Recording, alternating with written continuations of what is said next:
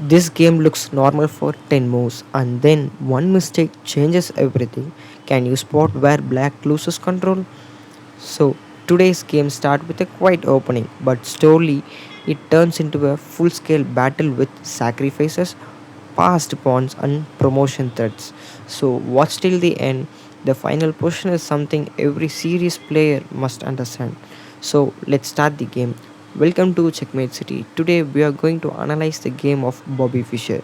So the game starts with 1 e4. Knight f6 was played by Bobby Fischer. e5, knight d5, d4. White controls the center. Black continue with d6, knight f3, developing the knight to the natural square. g6, which is a idea that bringing his bishop to g7 and castles, right? But white play the move bishop c4, attacking the d5 knight, right? Black usually play the move like knight b6. Yeah, here is he's going to play the move knight b6, bishop b3 as usual, bishop g7, developing his bishop to g7 and prepare for castling. Knight b d2, developing his knight castles. h3, which is a prophylactic move. a5, right? Here black attacks his b3 bishop by playing a4, right? If he plays a4, then the bishop is trapped. He cannot move the bishop to the places where black controls, right? So here are the pieces controls the light squares. So usually white play the move a3, but white here play the move a4, just playing the counter attack. He not allows the black pawn to go for a4. Black continues with d takes e5, d takes e5, knight a6, right? Here's a good move because knight can jump to b4, and rather than b4 he can go to c5, right? This juicy square, because if knight can be played to c6, then the c5 is not for this knight, right? By playing knight a6 he can manage to get the juicy c5 square. White continue with castling. Knight c5, I have told you, right? The g5 sorry, the c5 is so pretty square. Queen e2, queen e8, just playing the move queen e8, he just attacks the a4 pawn, right? And he also move the d8 square for his rook, which can in future can be played to and control the d file, right? So white play the move knight d e4, which is a kind of a mistake according to engine, but as a human we see that he's trying to play the knight e4 just to exchange the c5 knight. This active knight can be exchanged with this passive knight on d2. Let's see how Fischer replays.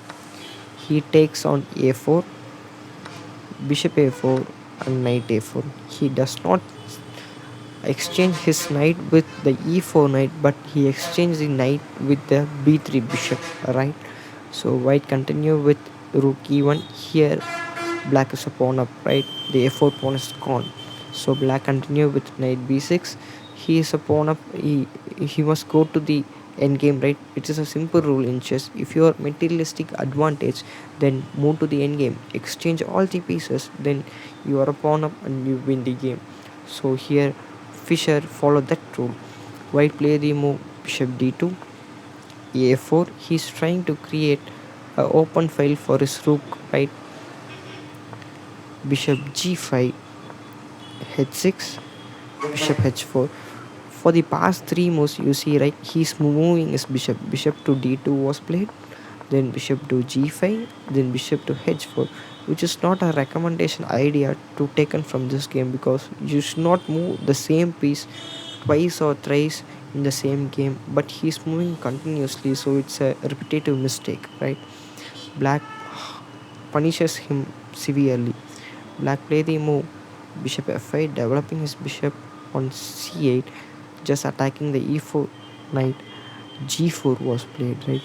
He thinks he want to take the e4 knight. White thinks like he would take the knight on e4 just to exchange the one bishop, because he is double bishop, right? The double bishop advantage is for black. But black play the move bishop e6, not exchanging the bishop. Knight d4, centralizing the knight. Bishop c4, attacking the e2 queen. Queen d2, queen d7, which is a slightly miss because the e5 is hanging. Black can just take the pawn on e5 because knight can be played to c5 and bishop can go to bishop d6, which attacks the c5 knight again. So it's kind of a good one, but black play the move queen d7, rook a d1, rook e8, which is also a slightly mistake because he has to play the move to rook d8 just to control the d file, right? But he plays rook e8 just to support this e7 pawn. f4 was played, bishop d5, knight c5, attacking the queen and the b7 pawn, right? It's a double attack. So black play the move queen c8, just supporting his b7 pawn. Queen c3, e6 was played to just centralizes his bishop and makes a solid position for black, right? Then the move can be played c6, then it's a solid chain for black. White play the move king h2, which is a slightly mistake, but as we humans, it's a normal move, right? Knight d7, he tries to exchange the knight. Knight d3 was played, right? Here white can play the move like knight b5 and he can reroute the knight to d3 and just attacks the c7 pawn. If c6 was played, then knight to d6, the 4 can be happen, right? The 4 can happen. So there are a number of ideas, but white play the move knight d3, c5 was played. Now you want to see that his c7 pawn weakness is turned into a major advantage by playing to c5. He played the move knight b5, trying to bring his knight to d6 to attack the c8, right? And e8 just to make the fork. But black played the move queen c8, which is a great move because he attacks the b5 knight and he can further play the move b5 and make a triple pawn right here, which is a solid position for black in the queen side, right? White play knight d6, queen d6, which is a brilliant move here because of this nasty pin, right? Here is a nasty pin. White does not saw that. If he takes, then bishop takes c3, b takes c3. Here is the dynamic position you need to look out, right? Because here's a 3 pawn, which is a majority for this 2 pawn, which is an doubled pawn, right? The a pawn is now a passer. He just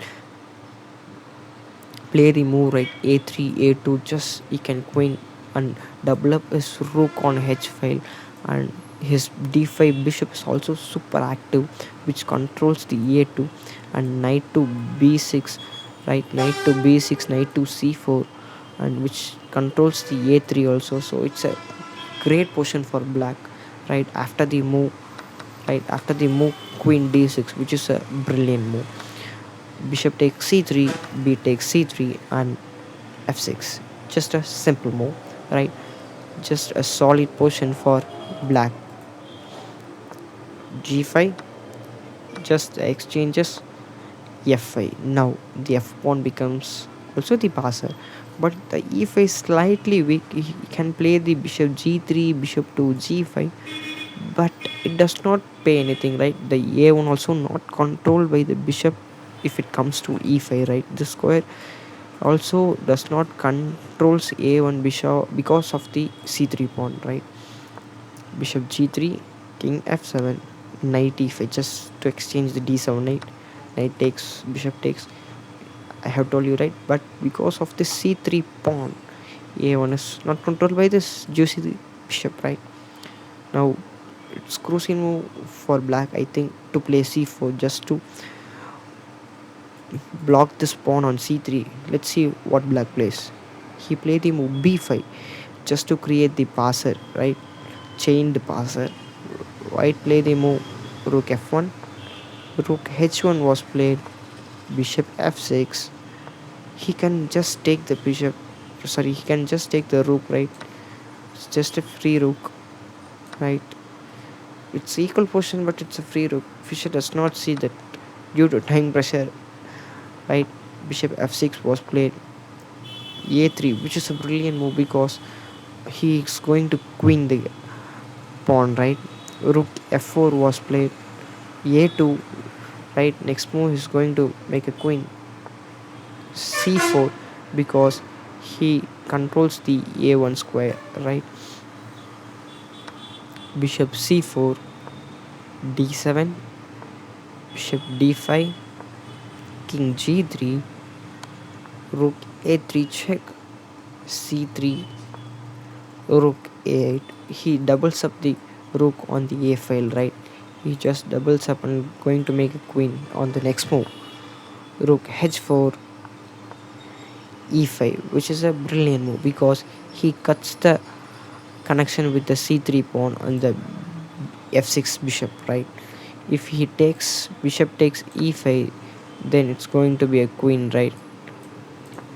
It's completely winning for black because if rook h7 check, then king e6, it's simply nothing, right? If he takes, then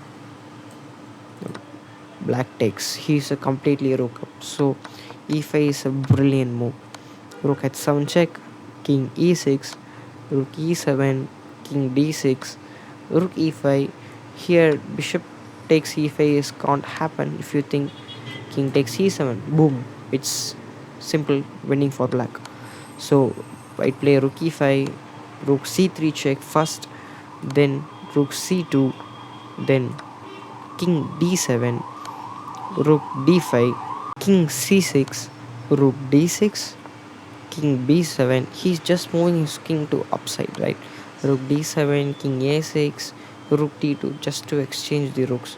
He takes, then b4, h4, king b5, h5, c4, rook a1, g takes h4, g6, h4, g7, h3, bishop e7, rook g8, bishop f8, h2, king c2, king c6, rook d1, then b3, king c3. He makes the queen because it's a blunder. He's too much rushing. Then he brings his king f4, rook d1, king e4, rook c1, king d3, rook d1, which is the last mistake of this endgame. Right, he need to play the move rook c3, right? If he play king e2, then rook c4, f3, then f1 can be played, f2, king b3, right? If he makes a queen, then it's simple, right? He takes, it's a simple draw, right? If he takes, then it's a complete draw. So but white misses a chance and makes the last blunder by playing rook d1, king e2, rook c1, now f3, bishop c4, sorry c5, rook g7, simply he takes, rook c4, rook d7, rook e4, king f1, bishop d4, f2. It's completely winning for black, right? He can't make any sort of moves because king to b3 is not happen because of, right, because rook takes d4, right? He simply chops off the bishop and makes a queen, right? Here white can play the move rook f4, but he can just takes the rook and play king e2. If rook, then king f3, if rook, then it's going to be rook f8, king g7. It's simply nothing to be played for white, right? So at the position after playing f2, white resigns the game and Fischer win the game at the moment, right? So from this game we get a clear idea. Chess is not about one move, it's about momentum. Subscribe Checkmate City for more videos.